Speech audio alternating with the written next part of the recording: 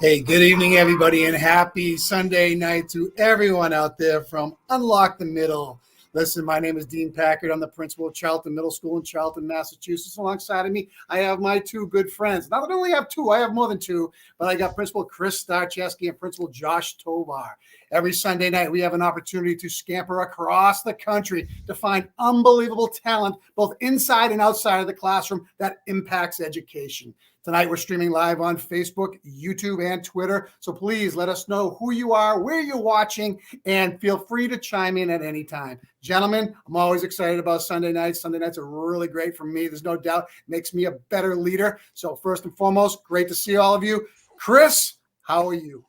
Dean, it's so good to be here tonight. You know, I'm sitting here coming off a weekend of no football that I have any skin in the game.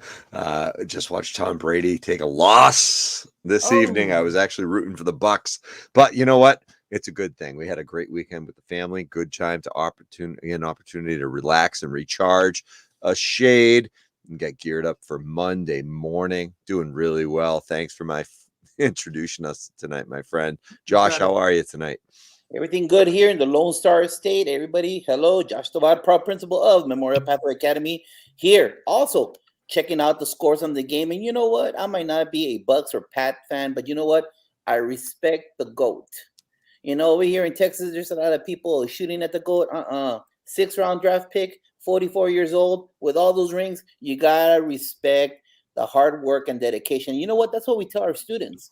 We tell our students and each other, go for the gold. Always be the best. Don't listen to people that are out there bringing you down. And that's what we do here. We always try to go for the goal for our kids, and making sure it doesn't matter what age or anything, is that we work together, support each other, provide a vision, because you know what's happening in California will happen in Texas. Just with our special little twist, what's happening in Oregon will help us out in Texas. So together, we're stronger together. Please let us know where you're coming from. Please share this on Twitter, on Facebook, because we have two great guests, two great, awesome guests, and we want you to be part of the conversation, because you know what? Only stronger together. We've got a couple of amazing guests tonight, Josh, and we are going to learn a heck of a lot from their experiences, their authorships, and their wisdom. Well, you know, the thing that I like most about the two ladies that we're going to have on tonight is they're just endless energy about creating paths for people, to tell stories, to really lead by example. You know, when you get to be my age, and I've been in this business for 28 years, like I was told the other night, I'm still a greenhorn. I didn't realize I was a greenhorn after 28 years, but that just tells you the people that are in this business, and they are just rocking it, and they don't stop. It's like education's in their blood. And I'll tell you, when you hear their story, they're going to be all that and more. And I love that. So, you know, why are we talking? I mean, why can't we? Let's bring them both in, and let's go from there. Come on. We've got Barbara Bray, Rita Wirtz. Congratulations. Thanks for joining us. Bring in Rita as well at the same time. Hi, ladies. How are you tonight? In no particular order. Take it. Who wants to talk first? Barbara. Oh, I'm just so excited. You're all over the map. And and yes, California. Yay. Football. We love California. We're glad you're here. You know, we haven't had a lot of representation from California or the West Coast, you know, predominantly Texas, middle. Oh, you know, Josh says to call USA. him. We'll do it. Yes. Okay. Well, first of all, listen, ladies, and welcome, Barbara and Rita. You know, Rita has been on our show before, and Barbara, for the first time being here, we want to say thank you. You know, I've had the privilege of following you and watching you on Twitter and see what you do. You both have written books. You both hold podcasts. You both put yourself out there. You're not afraid to be able to talk about what you believe in, and you're passionate about that. That stuff just blazes trails. So, you know what? First and foremost, Barbara, why don't you just start off with just a little bit about where you're from, how you got to where you are today. Then we'll kick it over to Rita, and then we'll get into the nuts and bolts of what we need to talk about tonight. Well, I have a long story, but I'll try to make it short enough so we can all enjoy time together. I started in a very strange way. I started as a dental hygienist, and then I found that I needed to change, because I started teaching dental hygiene and realized I love teaching. So after my children were, started school, I said, I got to work in the schools. I got to work on computers. I got to work. And that's how it all started. But I ended up working in middle schools, by the way. I love middle schools. We wrote a grant called Core Values for Oakland School District. And I was one of the project managers and a coach working with 14 middle schools across the district. And I loved it so much. And for me, it's my home. I just feel that's where we need to be with that age is the most important. And so I wrote 2 books on personalized learning, and we started doing work on that. I have a platform called My eCoach. I created that some time ago, still have it. Lots of people using it. And but about 2017, I said, I need the stories. And that's where I started started a podcast. I told Dean I went to New Zealand and worked there and actually learned about how education can be so amazing, and the way they designed not only give the students voice, but to change how the teachers are part of the learning also. And that's what led to my book, Define Your Why, and my podcast. And I'm now up to about 128 podcasts and 18 reflections. And Rita was my last reflection. So it kind of all came around. That's awesome. We are kindred spirits. Yes. Barbara Bray was a defining moment in my life. That's all I can say. I learned so much already from Barbara. And beside that has been, we talk about relationships and the validity of having a friend and a mentor. And I always write, everybody needs a mentor. So I needed a mentor. So she's my mentor too. When I get stuck, I'll write to Barbara, and Barbara helps everybody. So it's been joyous. Well, anyway, Barbara, you're the queen. Do you want to tell a little bit more? Because you've done a lot more than that. Oh, I did. Well, I mean, one of the things that happened with me with the stories is that people started telling me things that it just opened up their heart. And a few times I had to say, pause. Are you sure you want to say that? I put this up on the internet. And they've opened up and shared amazing stories with me.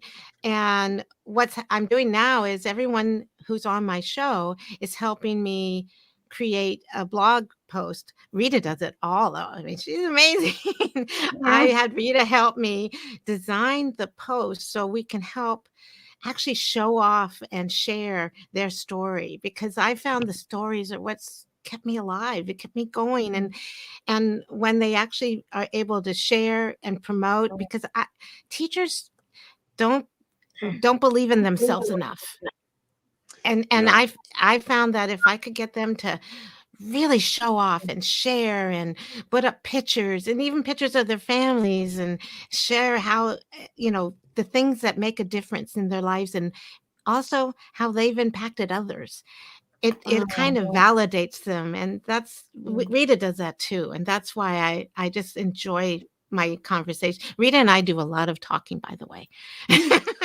We haven't noticed that at all, Barbara. As we sit down and think about all that you've accomplished and what you've done, I mean that respectfully.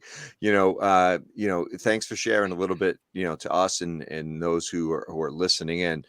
Rita, if you could take a minute and go ahead and introduce yourself to the crowd, let them know a little bit about yourself, what you do, and what your passions are, and then we'll go ahead and grind through the rest of this conversation tonight. Well, I don't want to grind through this. I've been a teacher and an educator for over 51 years now, which is really horrifying to say that since I just had my birthday. But that's the reality. I started to go with my mother, who was an adult education tutor. And I started that when I was about 13. And that was the beginning of everything. I student taught in middle school, and I was a high school English speech and drama teacher. And I worked at the County Office of Education in Sacramento as a curriculum consultant and a trainer. And I was a school principal, K-6 and preschool also. Had that experience. Then I went on my own and had my own business, Paradigms and Promises, for a number of years.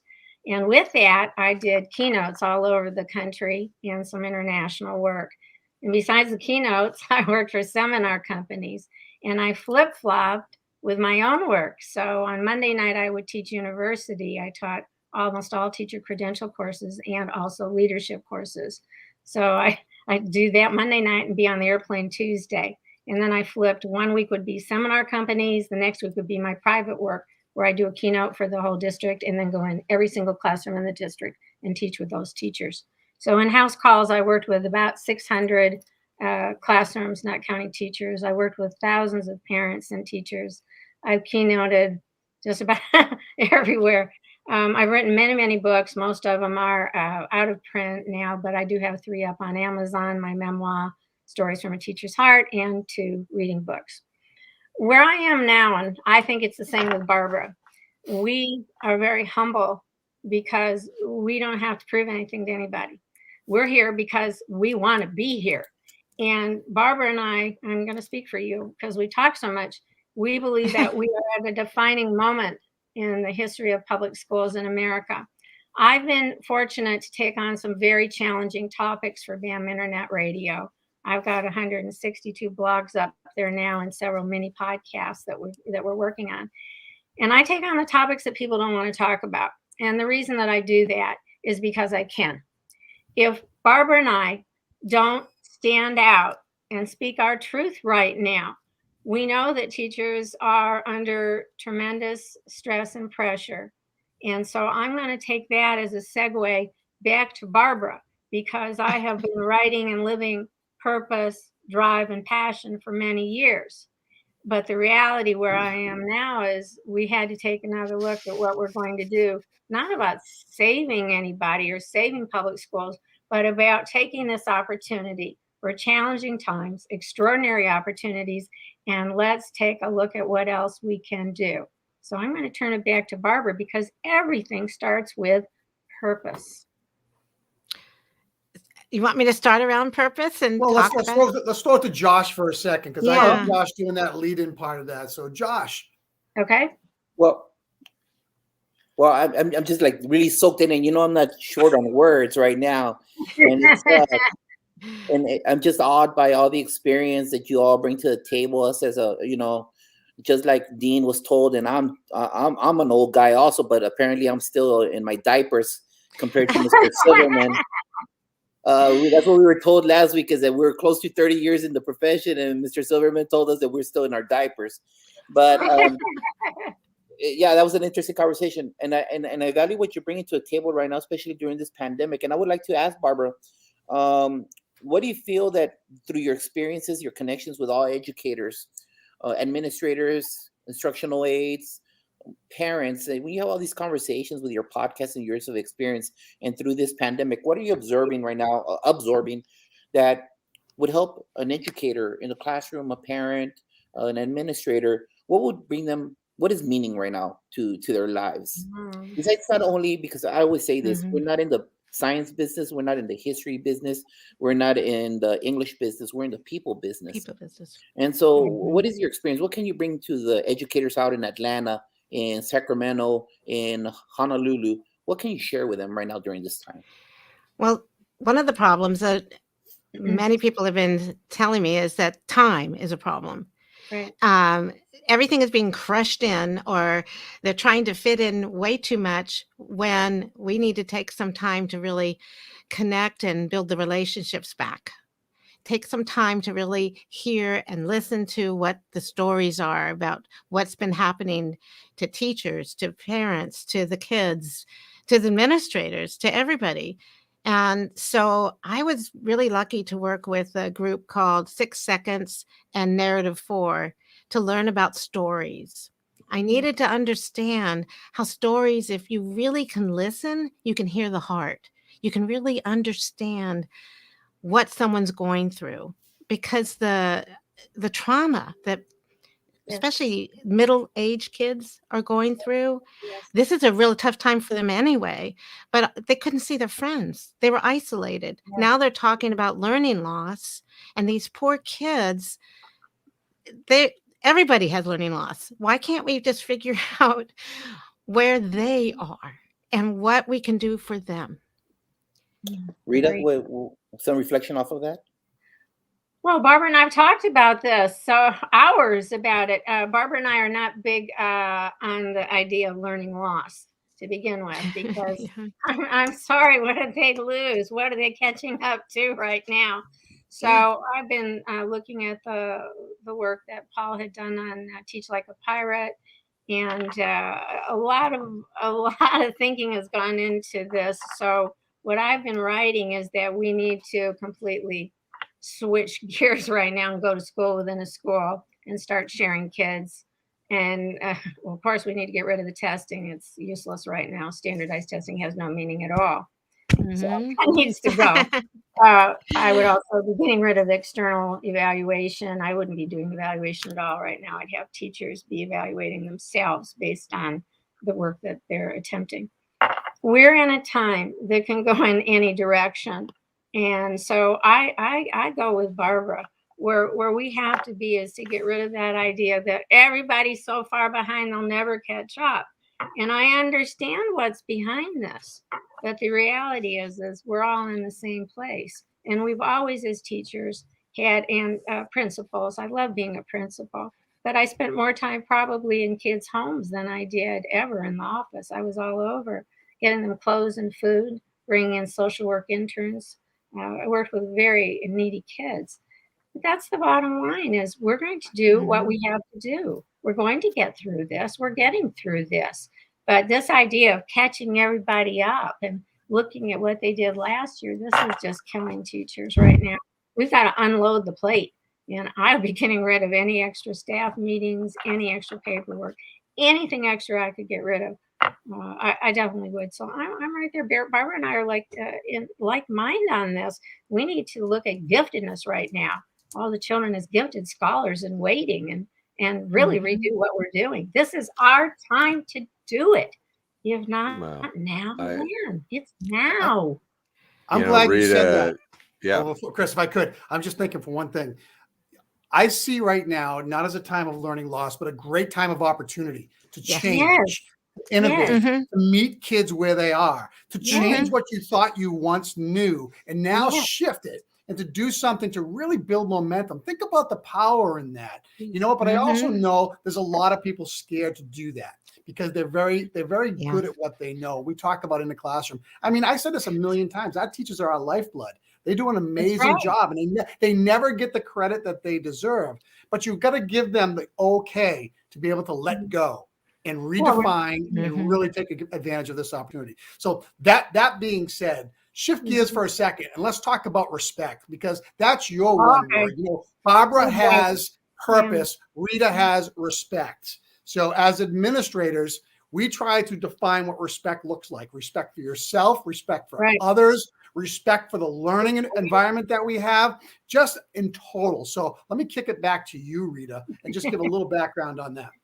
I started with the word love, and I wrote to Barbara Bray and said, Barbara, I'm picking love because we really need love. What the world needs more is love. And I wrote about it all everywhere, and I put it on LinkedIn.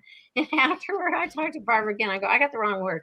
What do you think? I need to change my word. Is it too late to change my word? And I said, you know what? I have to go with respect.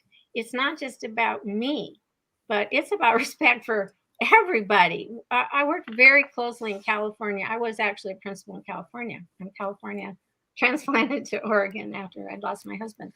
But in any event, I worked very closely with California School Boards Association and did a lot of work for and with them.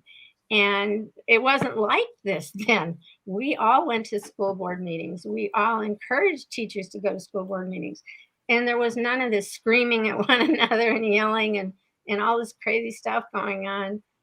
And so when we have it at a point where teachers are afraid to teach because they're going to say the wrong thing. Now, I'm pretty up on the legislation in a number of states. I don't even want to say which ones, but we've gotten teachers so scared that they're afraid to open their mouth. And that affects our curriculum.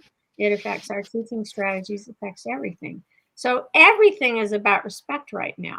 Now, when I wrote my blog about respect, and I have a podcast that didn't come out, but I think it's going to, it's about 3 minutes. And what I talked about was the fact that we've got to be able to, I do many podcasts, not like Barbara's. Mine are little ones that introduce my blog now. I'm good for about 3 minutes. That's it. So anyway, the bottom line is we have to take a look at respect, number one, because you can't do any new curricular innovation. We have our purpose, our drive, our passion. But if we don't learn how to respect someone else and get in the learner's world, we're in trouble. Many years ago, I was certified in hypnosis and neurolinguistics, NLP. And it's been very helpful to me in my whole career, whether I was doing a keynote or working in a classroom, didn't matter. What I learned is how to get to peak performance. So the issue we're looking at is how to get into the zone. No matter what's going on, how do we get into the zone? So you're talking about sports. It's the same in the classroom. So when I hear teachers talk about getting kids on task, I get pretty worried because that's really, really low. Now, we used to listen to the work of Les Hart on triune brain and downshifting. Well, a lot of what we thought was true about brain research has been overridden by better stuff now. But we still have this issue that if children are there in trauma, their little brains and bodies are not ready to learn. So we have to take a look at that, because what we want is full engagement and ultimately Zeke Mahali's work on the flow state. We want to see the kids in flow. So how do you have kids that are in trauma and get to flow? That's one piece of this pie. The second piece, when I looked at respect, is what can we do as leaders, whether it's a cafeteria leader or a bus leader or a teacher leader, and teachers are great leaders when given the opportunity and the autonomy. Principals have to let go right now because you can't do it all. You can't be an instructional leader while you are running around doing contact tracing. You can't be in the classrooms when you're putting out fires with somebody coming in angry. So what I have done in my writing in my last blog for BAM was give ideas that are based on neurolinguistics, and that's how to bring somebody down. Because we need to be able to match, as I've talked to Dean before about this, match and then lead. If we can get in another's world, we have a better opportunity for them to listen and for us to share. But that is simple in some respects, because it might be as simple as using the kind of words they're using. For instance, if a parent came in and said something like, "Oh, you're not listening to me," well, I'd start talking in auditory words. Can you hear what I'm saying? Does this sound right to you? And I might use visual words. Let's take a look at this. Or if they're using kinesthetics with me, then I'll just talk right back to them and say something like, let's get a handle on this. I've got a feeling for it. Mm-hmm. Now, this is not a new thing. When Bandler Grinder did the work years ago, we took a look at it and we thought it was pretty good. You know what? It's still really good because it only makes sense. We have to get rid of our biases that we have on any subject that we hold true, that we've had forever and ever, and be willing to throw that out right now and get in someone else's world. Because if they don't agree with us, we can't make them agree with us. We have to work our way to get to yes. So what I'm working on now is about how do we get to common ground? How do we get to yes? What will it take for us to bring a parent who's way up here down to listen to us? And I don't mean by standing over them. And it may take a home visit. It may take having somebody else come in and sit with us. But the bottom line is this. We have to now get into the learner's world, and we have to get into the adult's world. So it goes back to Maslow, then Dewey, then Bloom. Rita and Barbara, hold on 1 second. You said get into the learner's world. And I'm sorry to interrupt because you're in a flow. How does a teacher do that? How does a teacher change and not worry about the scope and sequence and the pacing that they have to do, but yet still connect with the child first? And I think I know the answer, but I want to hear from the experts and what you would tell those teachers. But you are the experts. You're there every day. It's about observation and taking a look and really listening to what's going on. The most powerful assessment is always either self-assessment or anecdotal work where we're really observing and listening. I find that most teachers do a fabulous, well, I don't like the word job. They're fabulous at really reading the room. And it's always the kid at the back that's the one that's left out. I always like to speak about the kid at the back because the one that I always will talk about is the one who ended up being a rocket scientist right now with Elon Musk. When we think that we know everything, school is a garden for the heart and the mind and the soul. And when we start taking a look at what kids really want to learn and know, it's not what we're teaching them. So having been a curriculum trainer and consultant for many years, it always occurred to me that you can put something on paper, but that's not what the kids may want or need to know. And that's why I am flipping this whole thing and moving towards school within a school, and where children have and young adults have the opportunity to decide what and how they want to learn it. And when we do that, we will see a huge, huge difference. Kids are going to be happy to be back at school. I think a lot of them were acting out and doing crappy behavior when they got back because they wanted to be with their friends. And all of a sudden they're down doing worksheets again. No. Mm-hmm. Wow, Rita, you know, we sit down and we think about respecting and honoring where individuals are and where they could potentially go. You know, it's really important to acknowledge that, you know, their history and their futures. Mhm. You know, we sit down and we think about, you know, your word, respect, and it really does honor individual perspective. You know, Barbara, flipping over to you, you know, your word for 2022 is looking at purpose and, Mhm. you know, real inclusion in the experience and real identity. If you could talk a little bit about the idea of purpose and education and how we can kind of shift our thinking just a shade to get Mhm. towards Rita's ideal, really about, you know, individual success. Yeah. Well, a lot of the problem is that, like what Rita said and what you've said, is that teachers are doing worksheets because they think they have to. Yeah. What some teachers are now starting to look at is, I'm not getting through to these kids. They don't really Right. want to listen anymore. So what some teachers are trying to do now is say, why do you think we're doing this? Let's Mhm. add some why. What is the purpose of the work that we're here? What is the purpose of our class? And get their Right. voice in it. And what happens a lot of times is teachers aren't sure if they do this, they'll be able to get back on track because they have to cover the curriculum. Right. And what we're finding is now teachers are saying, you know, if I can get them to be engaged, be excited, realize that the purpose for learning is important for them because they really want to learn something. Or maybe the teacher says, you know, we want to get to this standard. Maybe we don't have to use this curriculum. Maybe what we can do is look at, I do a lot of work with the SDGs, the Sustainable Development Goals, you know, the UN goals. And what teachers have been finding out is they can take Yeah. some of the work that they've been doing already and move it over to, you know, another strategy by bringing in and weaving in the standards Yeah. and or turn it over to the kids and have them come up with the questions.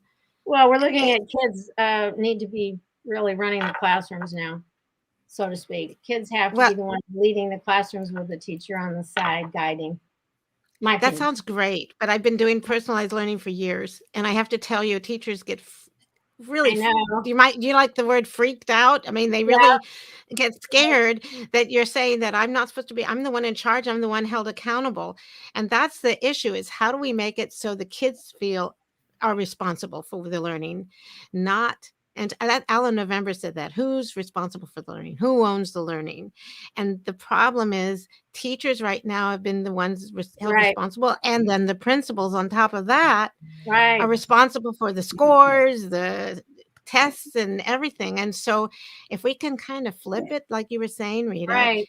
and what you just said, Chris, is if we could have our children to take more. I mean, we've taken there's so much taken away from them in the last 2 years. What if Right. we say, hey, if you were going to learn some things about space, What excites you now, Mm. seventh graders? Just think about it. That's their, that's a standard. My gosh, Barbara, I'm sorry to interrupt you, but I sit back and I think about the idea of wonder, and we create the opportunity for kids to identify what they're curious about within an umbrella of a topic.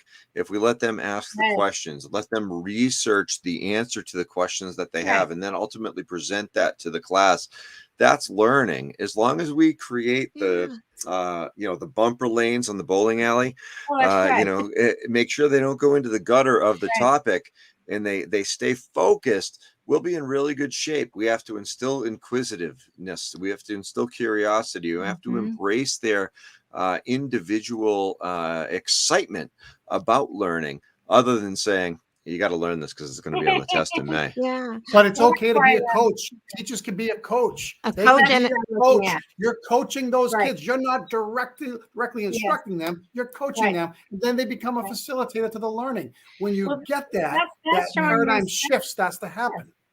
That's showing respect. Yeah, join in anytime. This is Dewey. Interests. That's what we're looking at. And however we can get to that, that's where we need to go. If you're bringing them back to school and they're not interested in what's happening, well, there you go. And that's where respect comes in. But teachers, we do need to rethink the role of the teacher as more of a coach and a guide on the side. Now, I'm not saying that we never do direct instruction. Of course, you're going to do many lessons direct instruction. Of course. But we have to rethink this. And when we look at respect, there's two really big issues that we're looking at is more than two. Let's do these. Respect for the teacher, that the teacher is a knowledge worker and really is the one who knows what's going on with the kids and in that classroom. Doing walkthroughs is great, but it's not enough. You're not in there enough. You'd have to hang out and co-teach to really know what's going on in the classroom. So there's a level of respect there. I'm concerned about the lack of respect at our school board meetings and adults to adults. I'm very concerned about the lack of respect of parents coming in and yelling at principals about things and also at teachers. So respect is on so many levels. We're also looking at respect in the grocery store, respect in the business, respect where we're driving. I've had incidents I could tell you in the last couple of weeks where I just about could have lost it, could have ended up a Karen. But respect is one that really we have to get in someone else's world. And if it's not what we think, well, we have to be prepared to let go. Can I just jump in about what you're talking about is empathy, being able to understand. So I was really lucky to have a podcast with Juliana Tafur, who is a filmmaker who wrote Listen Courageously and has a workshop. And the whole idea was to bring in people that have two different sides of an issue, gun control, abortion, and I can't remember the other one right now, but they had to learn how to listen to each other, even if you didn't agree. And that's the hardest part right now. And she just got a fellowship to Oxford. She's just growing and growing. But the idea is I don't know how to talk to someone who I don't agree with. It's not easy. It's not. It's and not that's easy. Talking about exactly why I picked the word respect, because it's big. It's not just one little 7 letters here. It's not Aretha Franklin in my head, R-E-S-P-E-C-T. It's where we are right now, that people are not respecting each other enough to listen and to share what we might do differently. Now, I had a conversation with Errol from BAM Radio Network about the fact that we didn't think in some ways that parents could handle one more change. If we took a look and made a big change at school right now. When I was working with school within a school, for example, this is not new. It's been around really since the 90s from effective school and restructuring schools. We ripped schools apart, Barbara and I, in the 90s. This is not new, but we have to do something different right now because there's no way to catch kids up. And the learning loss, I'm looking at what are learning gains. I'll tell you, with my granddaughter, she's my tech coach. These kids learned a lot. Now I know there's thousands of children. We don't know where they are, and they are not in the same situation, but we need to validate all the children that did learn a lot during this period and have a lot to give if we approach it differently. But coming back and trying to catch them up, that's just silly to me. You know, Rita, Barbara, I feel what you're saying in regards to going back into the classroom and engaging the kids, making sure they take ownership of it. For the last 2 months, I've taught a class. I'm still teaching a class, U.S. history. And I understood one thing is that, first of all, kids don't like the dead guys. I was that kid. I ended up being a history teacher. That's a fact, all right? So I know that I had a lot of boring teachers. And I wouldn't listen to it because I couldn't get engaged. That's the reality. So the last 2 months that I've taught this, I've been honored to visit thousands of classrooms with classroom observations as an administrator.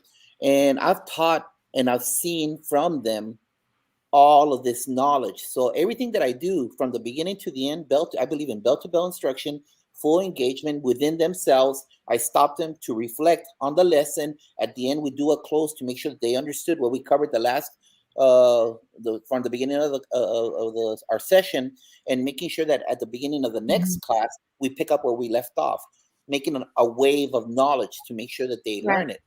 So like based on that knowledge that I see, and the kids are being successful. The kids that I'm educating are kids that are brand new to the country, from Vietnam, from El Salvador, from Guatemala, from Costa Rica, from Mexico, and it's my job to teach them about the Trail of Tears. Hello, there's no connection there. So based on what if they don't have the schema to begin with, you have to build the schema. Right, it's my job. You can't connect it to even set a lesson if they don't have any schema for it. Right. So it's my job to lay that foundation.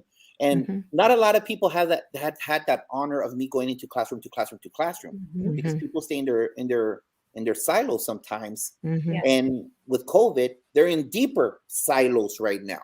So I ask you, Barbara and Rita, what have you seen out there, podcasts? What have you seen out there? And I promote a bunch of podcasts because I'm still learning. What do you see in regards to books, podcasts, social media that people can use at their fingertips? Because now this is a quick thing. You don't have to go to your regional center. You don't have to go. You don't have to go anywhere. It's right here. What can you guys share with our audience to where they could enhance their pedagogy? Barbara. Oh, I don't even know where to start. There's so many. Right now, there's so many books. I just reviewed Finding the Blinding Spots from Hedrick Nichols. And just for teachers to understand how to deal with bias, she walks you through it, and it's just beautiful. The other one I just reviewed and just put up I just love these people anyway, is Dr. Eileen Weniker. She did Journeys to Belonging. The issue is a lot of kids after COVID didn't feel they belonged anymore. And Eileen also has a podcast, Journeys to Belonging. And one of the things that I found is, because I do a lot of observations also, and I've been invited to even come into classrooms in Zoom. It's been fun, just to see what they're doing. And teachers are just amazing. They're trying, but some of the struggles are they don't have the opportunity to have the time to do some of the things we talk about. And even the way you're doing that, Josh, is just beautiful. It's just the idea. I always said, give the teacher some time to go visit another class. Yes. Can you co-teach with another teacher? Because when you teach with someone else, your strengths can be one thing you can do, and the other person can use their strengths. And that way you have time to really help each other. And that's what I saw in New Zealand. This is something we can't do, but they had 4 teachers in a very large room with 100 kids.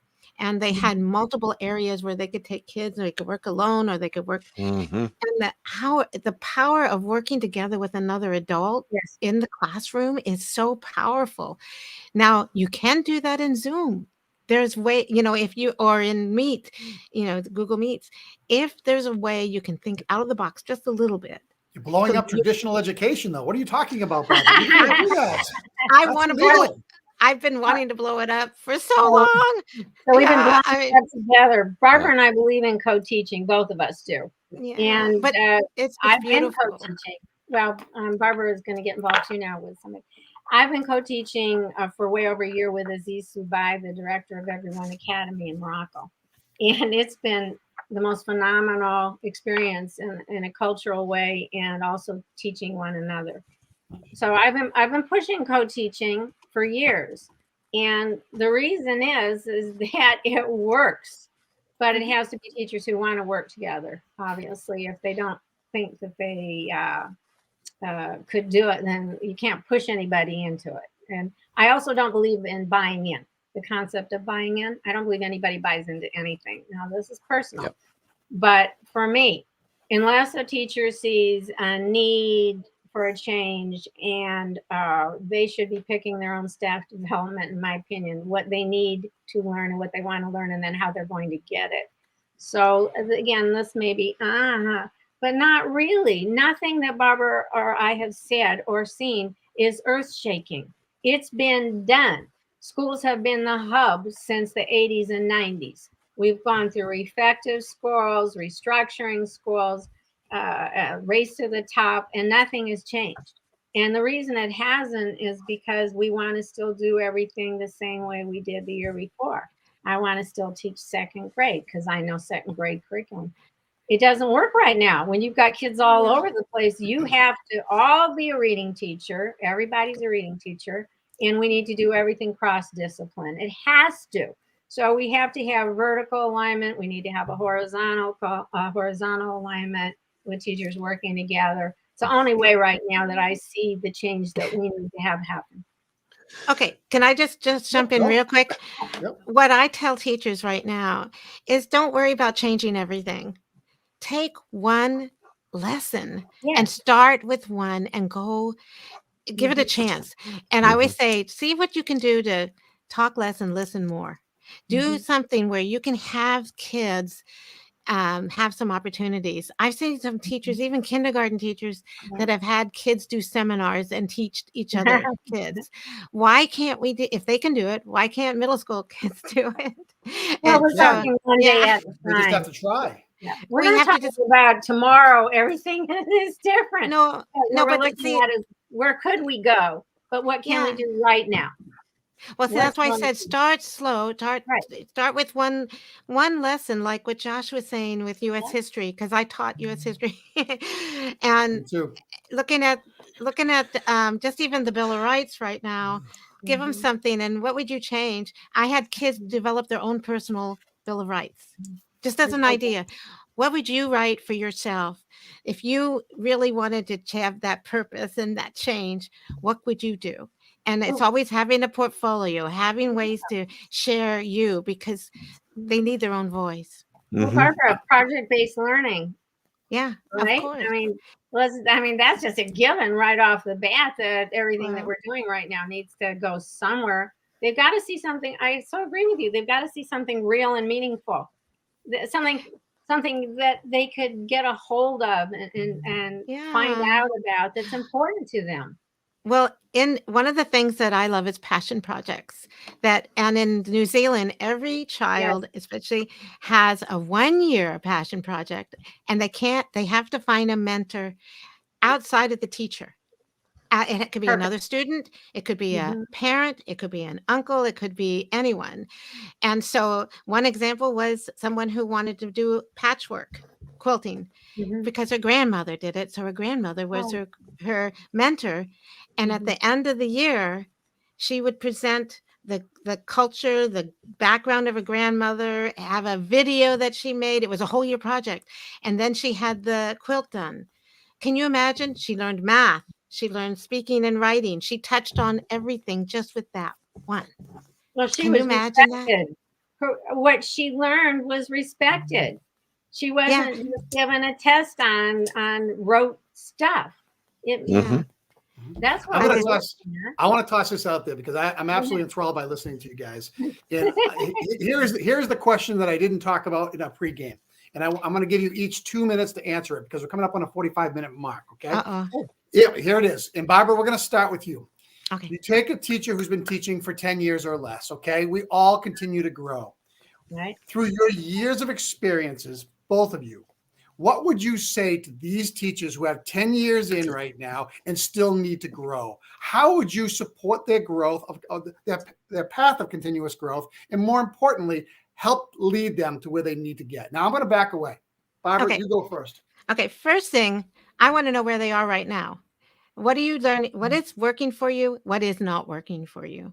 What kind of help or support or resources do you need to help you teach this better or be able to reach this one student that you're not reaching?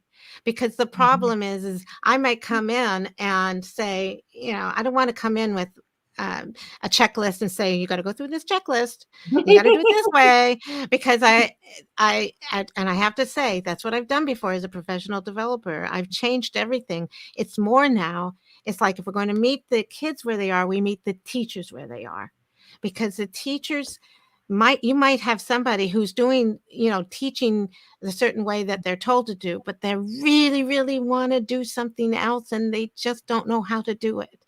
But if they have someone there that says, just tell me that. If I told Josh that for his history class, I would say that to him. And maybe, Josh, you would say, I'm not sure how to teach the Bill of Rights, or I don't know how to reach this one child who's an immigrant who doesn't know how to speak, I would say, let's look at this together and spend some time and research it. So it's not just me coming up with the ideas. I want you to own it. Does that sound good? Does, Barbara? That's like Thank you, Barbara. Rita? The only thing I would add, because Barbara's always so on it, modeling. I'm just so into ME model everything. So I need to be with that teacher, and I need to be co-teaching with the teacher, period. That's the answer for me. I've always been in the classroom. And while I was principal, when student teachers were at the school, I actually took them through walkthroughs with me. And then we went back and we practiced teaching.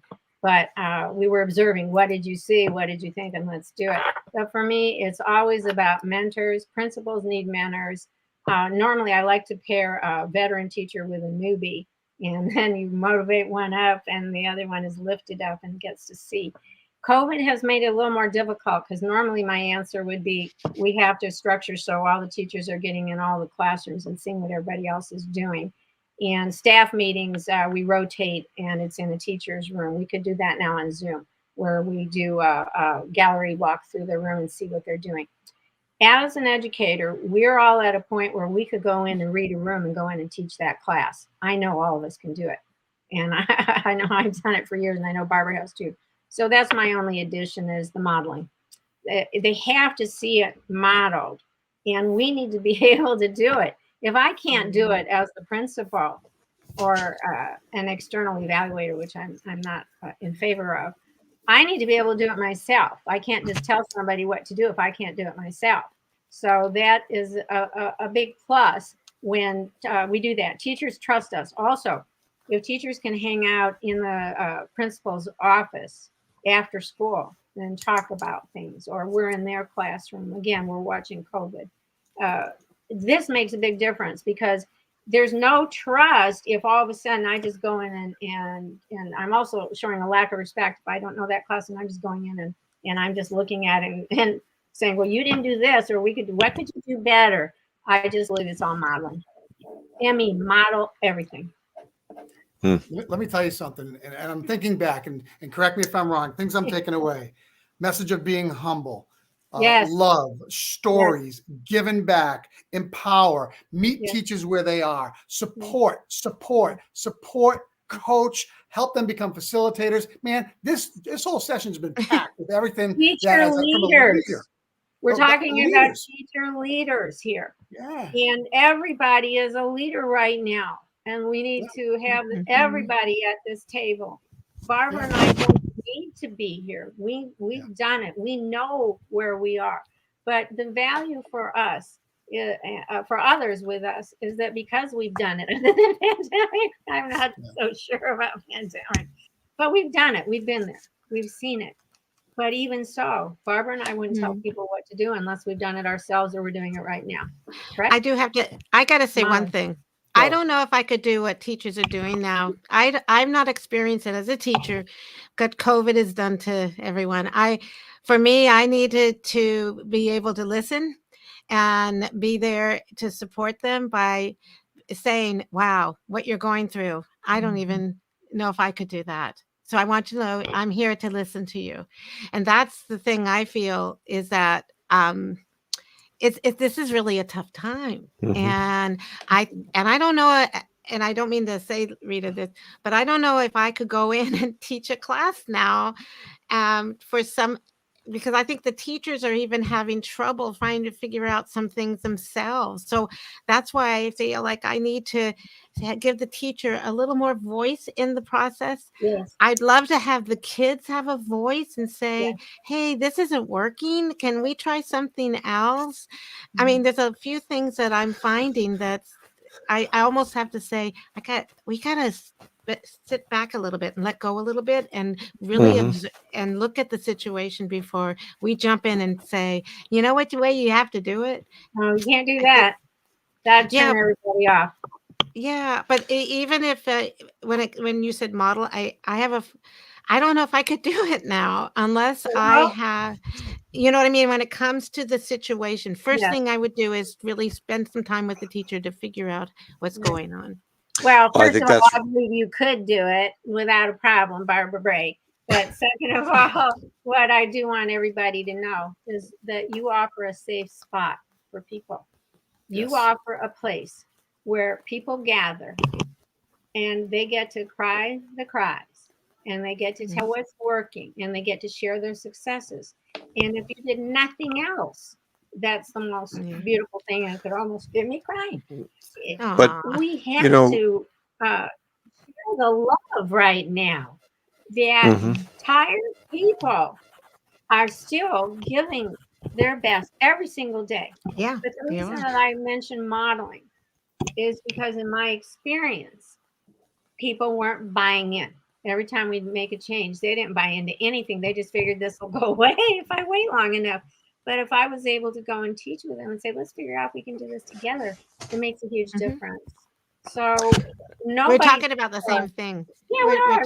yeah, we It's are. exactly Well, I agree with you, Rita and Barbara. You know, with respect, you know, to the perspective on the challenge and the struggle, you could definitely do it without a doubt because I do believe that the message is, listen, we've got to get the job done, and the job has shifted from what we used to know to what we know right. now, and by this I mean I trust that the experience and the thinking of the educators who are in the classroom are in the best interest of the child. It's not about standardized test scores, albeit that may be important, but I disagree with it wholeheartedly, as does Rita.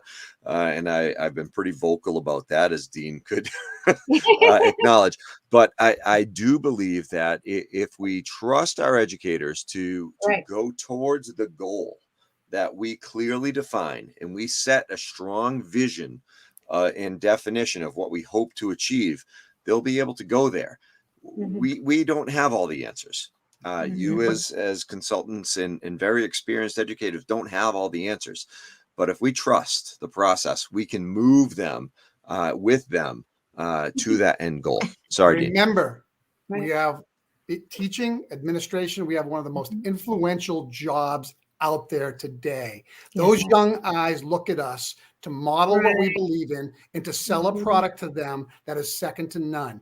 And it is the most important job, in my opinion, because we're shaping kids every single day. We're shaping people every single day. We're right. talking to people in our communities. We're bringing them together. We're helping to sell a common good. Okay. And that's called education. And it's so important to recognize that. Finding common ground. That's where we are right now, is finding common ground and getting to yes.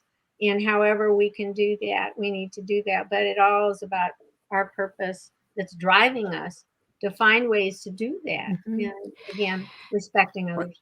Absolutely. Josh, bring us home, man. Bring us home. We're coming up on 54 minutes. Wow. You know, just nothing keeps my mouth shut. But today I'm just focused, because you know what?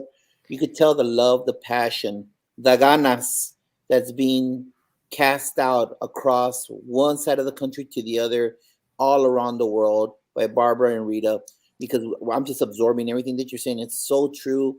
We're here, then we're there, but ultimately it comes down to the people business. And so it's crucial that we take into consideration the feelings of both our parents, our students, our all stakeholders in our community. You know, that's a line that we always use out there, but you know, the reality is that that's who we service.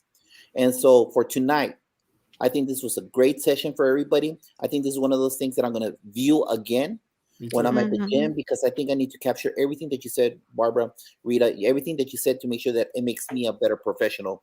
So on behalf of Dean, on behalf of Chris, Barbara, and Rita, thank you for providing such a great service tonight to all educators across our beautiful country. And everybody have a great week. Have the best week of your life. We'll see you next week for Unlock the Middle. Thursday. See you soon. Don't forget about Thursday night, Josh. What's Thursday night? Let's go. New program. Join us. Red Zone. Yes. 30 minutes, quick in and out, daily topics for administrators. Join us, because you know what? We're going to be on fire. You already Thank are. you. Thank Everybody, you so much. have a great week. Rita, Barbara, thank you for what you do. Keep blazing you. trails.